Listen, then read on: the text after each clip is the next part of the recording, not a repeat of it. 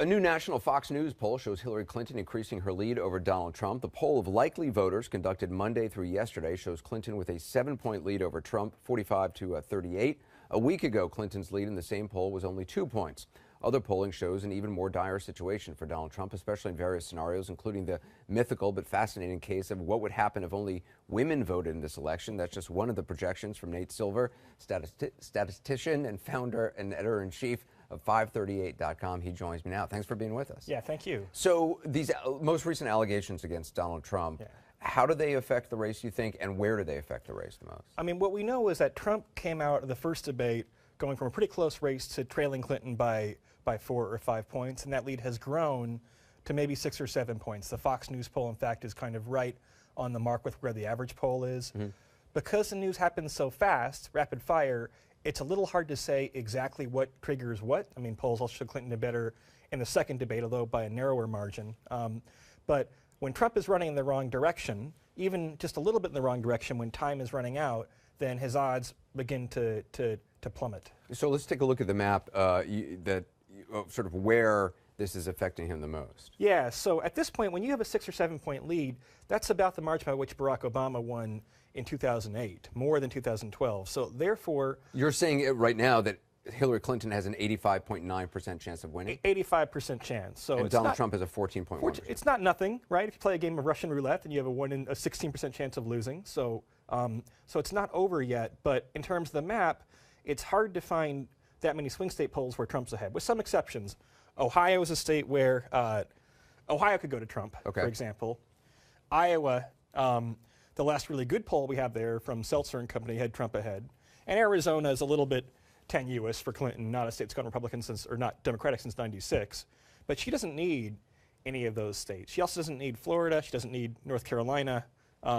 She's ahead in enough states everywhere else. She doesn't need Nevada, by the way, although she's up in most of the polls there. So it's a pretty robust lead right now, and the race could easily tighten. Races often tighten down the stretch run, but it's hard to find any polls where Trump is ahead, let alone close, in Pennsylvania, in Colorado, New Hampshire, Wisconsin, Michigan. So Clinton has a pretty formidable electoral college lead. You also did an interesting thing at 538 where you looked at sort of men and women, if only men were voting, if only women were voting. Yeah.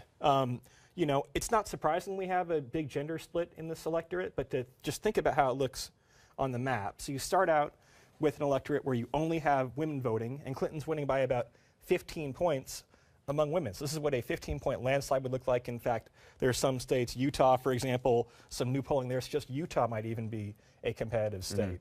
If you flip this around, though, and look at what happens if only men voted, Clinton's only winning up in the Northeast, not even New Hampshire, not even Maine, and the West Coast, and these little islands in Illinois and New Mexico. So, so the gender gap is larger than it was in 2012. Trump is doing roughly as well as Mitt Romney did among men, but it's women who are tilting this toward being, at this point, a pretty significant Clinton lead. And if the election was held today?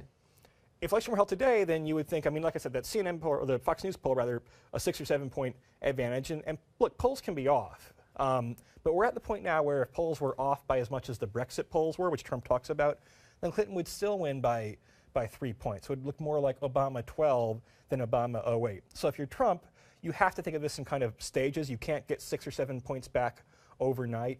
You have to think about, boy, can I have a stronger third debate, shave a couple of points off that lead? Then can I close a little bit? And then you maybe are a couple of points behind on election day, but close enough for a Brexit type polling error. I mean, is it too late for Donald Trump to stage a comeback? I think he has to have multiple things go right. I don't think there's any. It's very rare you have one political event shift the polls by 7 points all by itself. You could have a case where he has a good third debate and has some momentum going in. Maybe Clinton's supporters become complacent and don't turn out as much, and there are years when the polls are off. I think you have a graphic on some of these polls, right? Yeah, so this is a comparison of where the polls were now in mid-October to where you ended up eventually. So you have years like 2008, for example, where the polls right now had Obama up by 7 points. That's what he won by.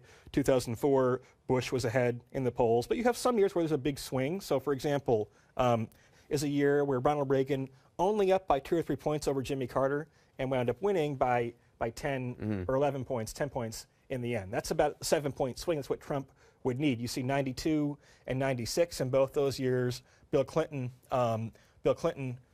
his deficit narrowed, or advantage narrowed down the stretch run. What you don't see, though, is any races that really crossed the line. In 2000, Al Gore was actually behind in the popular vote at polls at this point in time. In fact, on Election Day, he won the popular vote, still lost the Electoral College. So you don't have a big error, but you do know there's still some movement in the polls.